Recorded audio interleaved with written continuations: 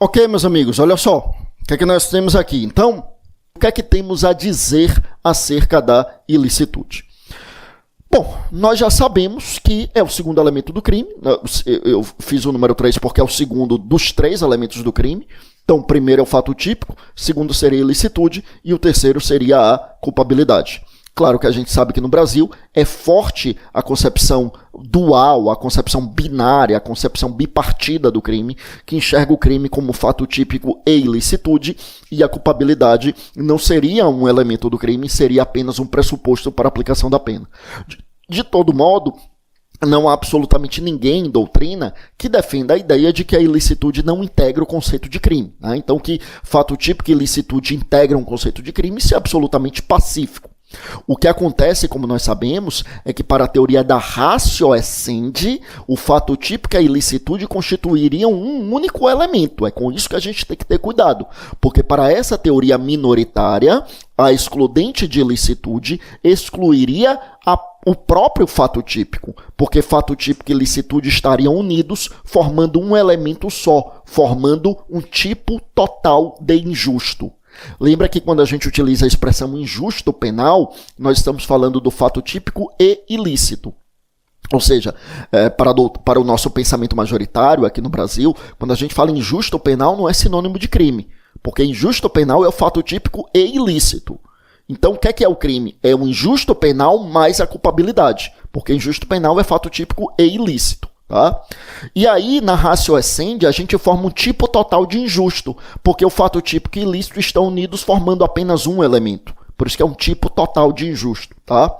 Bom, mas a ideia, então, a ideia majoritária é de que a ilicitude integra a ideia de crime e também, como nós já vimos aqui, a ideia majoritária é a teoria indiciária do tipo, é a teoria da ratio cognoscendi, que vai nos dizer, então, que o fato típico ele já é presumivelmente ilícito. Quando eu tenho um fato típico, eu já tenho uma presunção de ilicitude. Fato típico, eu repito, ele é presumivelmente ilícito. Eu tenho ali uma presunção de ilicitude. E lembra comigo que não é uma presunção absoluta. Né? Ou seja, se fosse uma presunção absoluta, o fato típico seria ilícito e eu não teria como ter prova em sentido contrário. Só que não é uma presunção absoluta, é uma presunção relativa. De modo que a gente vai dizer que o fato típico é presumivelmente ilícito, mas eu vou afastar a ilicitude se porventura estiver presente alguma excludente de ilicitude. É por isso que a gente já comentou aqui que a ilicitude ela não se desdobra em elementos. Ao contrário do fato típico, que se desdobra em conduta, resultado, nexo causal, tipicidade, né? A culpabilidade também se desdobra em elementos. Eu tenho imputabilidade, exigibilidade de conduta diversa, potencial consciência da ilicitude, tudo isso. Só que quando a gente fala em ilicitude, a gente não tem isso. Porque a ilicitude nada mais é do que a contrariedade do fato típico ao ordenamento jurídico. A ilicitude, eu repito, é a contrariedade do fato típico ao ordenamento jurídico. Tá? É essa a ideia. Então, ela não se divide em elementos. E aí, claro, lembrando que seria a contrariedade do fato típico ao ordenamento jurídico, e claro que é uma contrariedade que já é presumida. Lembrando, então, que é uma presunção, mas uma presunção de caráter relativo, conforme nós sabemos. Vamos lá. O que acontece? Um ponto importante aqui é falarmos, como eu havia antecipado há poucos instantes, sobre a questão da terminologia. Olha, para a maior parte da doutrina, as expressões ilicitude e antijuridicidade são expressões sinônimas. Então, você pode utilizar a expressão fato típico, ilicitude e culpabilidade, ou você pode utilizar a expressão fato típico, antijuridicidade e culpabilidade. Para a maioria da doutrina, são expressões sinônimas. Tem alguns autores que preferem a expressão ilicitude, tem outros autores que optam pela expressão antijuridicidade, é o caso do professor César Roberto Bittencourt, ele utiliza a expressão antijuridicidade. E por que alguns não gostam da expressão antijuridicidade? Por conta de um argumento que foi utilizado por alguns autores, exemplo de Bidin, lá na primeira metade do século XX, que dizia que, na verdade, o crime ele não é antijurídico, o crime ele é ilícito. Por que ele não é antijurídico? Porque o antijurídico é aquilo que é contrário ao direito.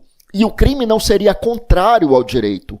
O crime seria, em verdade, uma construção do direito. O crime seria uma construção jurídica. Então ele não poderia, para essa perspectiva, ser antijurídico, né? Não pode ser antijurídico, já que ele é, por essência, jurídico. O argumento seria esse.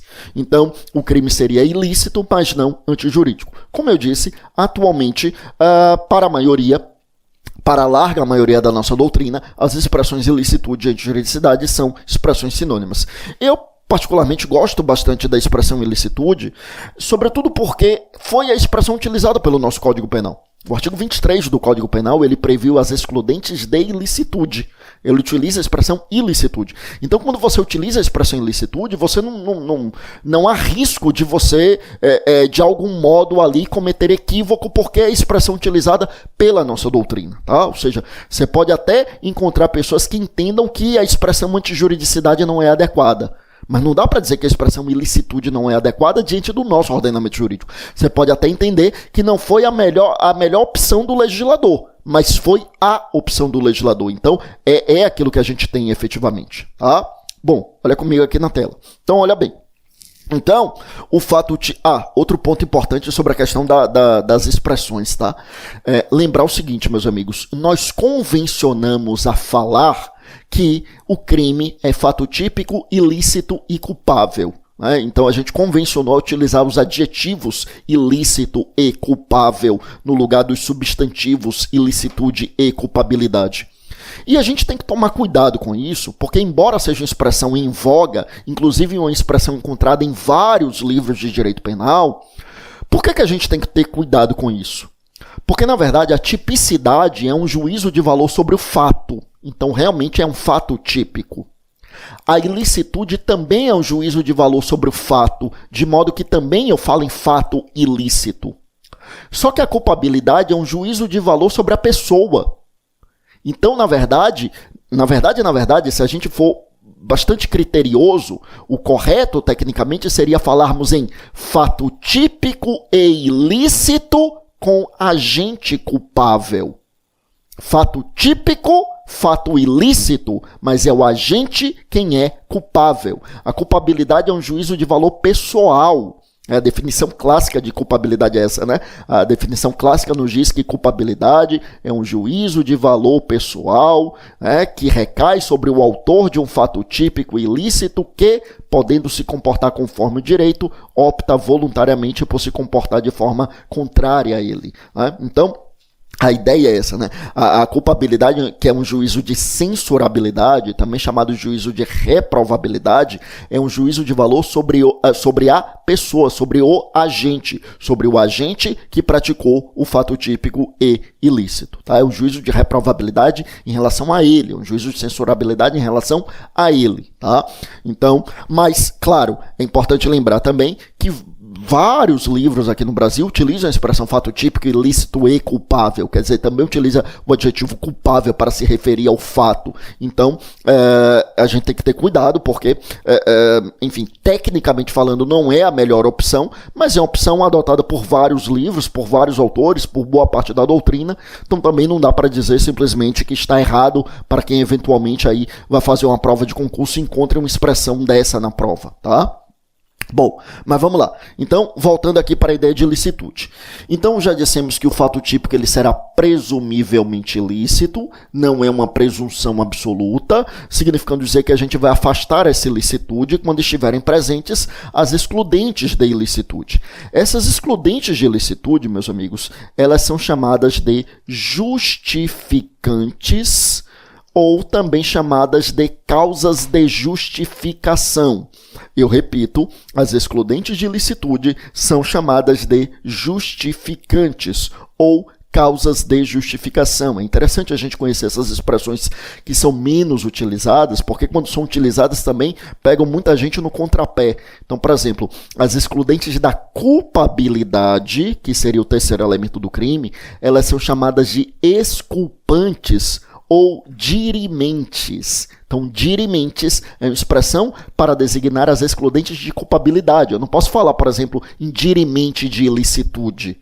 Da mesma forma que eu não posso falar em justificante da culpabilidade. Não, dirimente é para exclusão da culpabilidade. Justificante é excludente de ilicitude. Então, a gente tem que tomar cuidado com essas expressões, tá? Olha só. Então, quais são as justificantes? aí é importante a gente lembrar o seguinte: nós temos justificantes gerais e temos justificantes especiais. Temos justificantes gerais e temos justificantes especiais. As gerais são aquelas que se aplicam, como o próprio nome indica, genericamente. Quer dizer, elas não estão específicas para um tipo de crime ou para um crime X ou Y. Bom, essas justificantes gerais, elas se dividem em justificantes gerais legais e justificantes gerais supralegal, que vai ser o objeto do nosso estudo, né? As justificantes legais, que, como nós já adiantamos aqui, são as 4 excludentes previstas no artigo 23 do Código Penal. Já vou colocar aqui, artigo 23 do Código Penal. E temos uma justificante supralegal, não prevista em lei. Só que, por outro lado, a gente tem as justificantes especiais, ou também chamadas de específicas, que são excludentes de ilicitude aplicáveis especificamente a um ou outro crime. E a gente vai falar de forma pormenorizada sobre isso, mas daqui a pouco no próximo bloco. A gente já volta. Vamos lá.